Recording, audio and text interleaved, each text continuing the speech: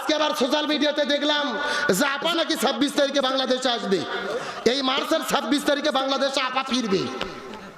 Social মিডিয়াতে ছড়ানো হচ্ছে যে আপা ওই দিল্লি থেকে বাংলাদেশে আসবে। আমরা বলতেছি আপা আসেন, আপনি যে আমলনামা করে গেছেন এই দেশের লোক আপনাকে খুব মিস করতেছে। কথা কোন না, কারণ উনি যে আলেমদের আয়না ঘরে বন্দি করেছে, মানুষ হত্যা করেছে, ক্রুশ ফাঁদ দিয়েছে, 1700 ছাত্র জনতাকে হত্যা করেছে, বিচার কি হয়েছে? আমরা বলতেছি আপনি আসেন, আপনার অপেক্ষায় এই দেশের লোক বসে আছে। বুবু আইবা, তুমি আইবা গো, এইবার আইসা বুবু ক্ষমতা পাইবা না। যারা ঠিক বলবে না মনে করবেন ওই গ্রুপের লোক। ঠিক বুবু আইবা, তুমি আইবা গো, এইবার আইসা বুবু ক্ষমতা পাইবা না। খোঁজ নেই বুবু কাদের কাকার, অবস্থা খারাপ দরবেশ বাবার, হারুন আঙ্কেল এখন সামনে আসে না। নেতা কর্মী সব জেলের ভেতর, বুবু আছে ডরের উপর, কখন জানি আসে গ্রেফতারি পরোয়ানা। বুবু আইবা, তুমি আইবা গো, এইবার আইসা বুবু ক্ষমতা পাইবা না। বয়স তোমার 80 বছর, ডাকছে বুবু তোমায় কবর, দাফন হবে কোথায় সেইটা ভাবলা না। বুবু আইবা, তুমি আইবা গো, এইবার আইসা বুবু সিয়ার পাইবা না। কথা বলেন ঠিক কিনা? আল্লাহর কোরআন বলেছেন কুতিবা আলাইকুমুল কিসাস, হাতের পরিবর্তে হাত, পায়ের পরিবর্তে পা, জীবনের পরিবর্তে জীবন। এই আয়াতের ডিজিটাল ব্যাখ্যা ফাঁসির দড়ির পরিবর্তে ফাঁসির দড়ি। কথা কোন না কে? দেশে আগুন লাগাইয়া আলেমদের জ্বালাইয়া পালাইয়া সাইরা গেলে ঢাকা, গণভবনটা এখন ফাঁকা বুবুরে, গণভবনটা এখন শূন্যস্থান পূরণ। বোঝেন না? গণভবন ফাঁকা হয়ে আছে। আপাকে বলতে চাপা স্বামীর বাড়িতে আর কতদিন থাকবেন, দেশে আছেন, গণভবন ফাঁকা। সবাই বলেন গণভবনটা এখন, দেশে আগুন লাগাইয়া আলেমদের জ্বালাইয়া পালাইয়া সাইরা গেলে ঢাকা, গণভবনটা এখন ফাঁকা বুবুরে, গণভবনটা এখন, গণভবনটা এখন। অধিকারের কথা বললাম, বলেছিল রাজাকার, জনগণ বইজা গেল তুমি বুবু স্বৈরাচার। অধিকারের বলল কথা, বলেছিল রাজাকার, জনগণ বইজা গেল তুমি বুবু স্বৈরাচার। বুবুর নেই তো শরম লাজ, বুবু বড়ই সিটিং বাস, বুবুর নেই তো শরম লাজ, বুবু বড়ই নাটক বাস। দিল্লিতে স্বামীর বাড়ি একা, গণভবনটা এখন ফাঁকা বুবুরে, গণভবনটা এখন, গণভবনটা এখন। খেলা হবে, খেলা হবে, স্বামী তোমার বলে না, সংসদে মমতাজের বুকটা তো আর ফাটে না। পলকের ঝলক তো আর নাই, বুবুর টাকলা মুরাদ নাই, দিল্লিতে স্বামীর বাড়ি একা, গণভবনটা এখন ফাঁকা বুবুরে, গণভবনটা এখন, গণভবনটা এখন। মিথ্যা মামলায় ফাঁসি দিলে সোনার মানুষগুলোরে কত বড় ডাইনি সেজে, মায়া নাই তার অন্তরে।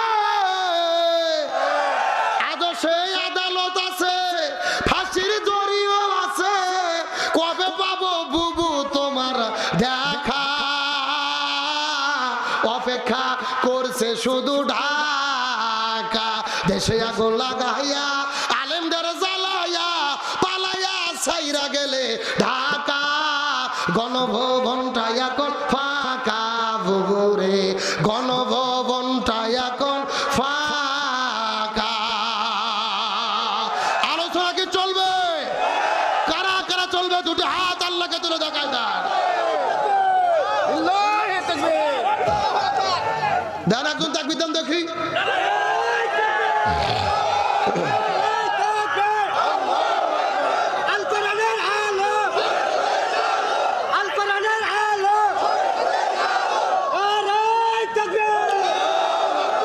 আলহামদুলিল্লাহ বলেন।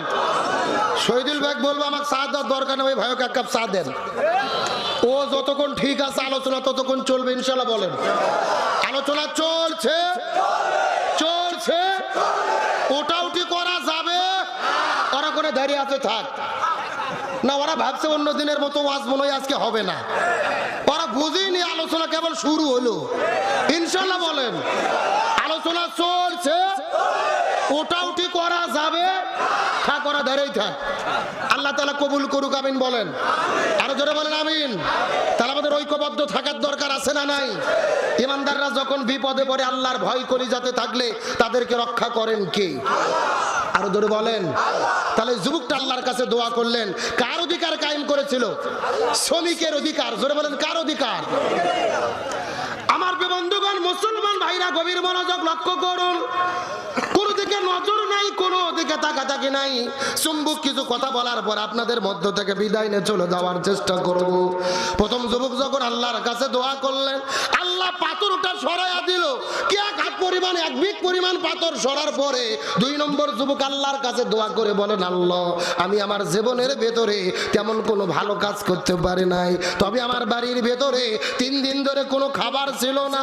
3 দিন ধরে আমার বাড়ির মধ্যে কোনো খাবার ছিল না। কাজ করার জন্য যখন আমি বাড়ির মধ্য থেকে বের হলাম, আমি যখন বাড়ির মধ্যে বের হয়ে বাড়ির মধ্য থেকে বের হয়ে কাজের সন্ধানে যখন চলে গেলাম, এক জায়গায় কিচ্ছু কাজের সন্ধান পাইলাম। 1 পেয়ালা পর্যন্ত দুধ পেয়েছি। কাজ করার বিনিময়ে 1 পেয়ালা দুধ পাওয়ার পরে আমার বাড়ির মধ্যে স্ত্রী সন্তান না খেয়ে, আমার বৃদ্ধ বাবা মাও না খেয়ে, আমি চিন্তা করলাম 1 পেয়ালা দুধ আমি খাবো না আমার স্ত্রীকে খাওয়াবো না সন্তানকে খাওয়াবো। কিন্তু ঘরের মধ্যে বৃদ্ধ 2টা বাবা মা ছিল। 3 দিন ধরে কোনো খাবার নাই, অসুস্থ হয়ে বিছানার মধ্যে পড়েছিল। আমি মনে মনে চিন্তা করলাম, এই দুধটা আমি খাবো নাকি বাবা মাকে খাওয়াবো, নাকি স্ত্রী সন্তানদেরকে খাওয়াবো? আমার মন আমাকে ডেকে বলে, এ তুই তো বড় যুবক মানুষ, দুধ না খেয়ে যদি পানি খাও আরো কিছুদিন তুমি বাঁচতে পারবে, তোমার স্ত্রীও বাঁচতে পারবে, সন্তানটাও বাঁচতে পারবে। কিন্তু তোমার বৃদ্ধ ওই যে বাবা মা খাবার না খেয়ে অসুস্থ হয়ে বিছানার মধ্যে পড়ে আছে, তুমি যদি পারো আল্লাহর সন্তুষ্টির জন্য এই দুধের পেয়ালাটা তোমার বৃদ্ধ বাবা মাকে খাওয়াই দাও। ওই সময় আমার মনের ভেতরে তুমি আল্লাহ তোমার কথা মনে পড়ে হাতের মধ্যে দুধের পেয়ালাটা নেওয়ার পরে আমি আমার বৃদ্ধ বাবা মার মুখে দুধের পেয়ালার দুধগুলো খাওয়াইছিলাম। ও গো মাবুদ আল্লাহ, এই কাজটা যদি আপনার কাছে পছন্দ হয়, এই কঠিন গোয়ার মধ্য থেকে আমাদের 3 জন যুবককে আপনি রক্ষা করে। হাদিসের মধ্যে রাসূল বলেন, এই কথা বলে ওই যুবকের দোয়া করতে দেরি হয়েছে, কিন্তু ওই পাথরটা ওই গুহার মুখ থেকে আরো 1 বিঘ পর্যন্ত সরে যেতে দেরি হয় না।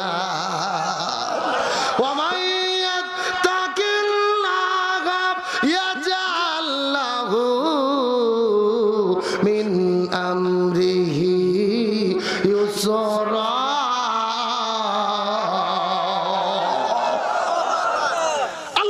যদি অন্তর আল্লাহর ভয় থাকে আর যদি আল্লাহর কাছে প্রার্থনা করো, আল্লাহর ভয় কলিজার মধ্যে থাকে, সমস্ত বিপদ থেকে কে রক্ষা করবে? তুমি যদি ইমানদার হও তোমার উপরে বিপদ আসবে, তোমাকে জেলে যেতে হবে, পুলিশের ধাবরানি খেতে হবে, ফাঁসির দড়িতে ঝুলতে হবে, প্রয়োজনে শরীফ ওসমান হাদির মতো জীবন দিতে হবে। কিন্তু তোমার অন্তরে যদি আল্লাহর ভয় থাকে, আল্লাহই তোমাকে সম্মানিত করবে।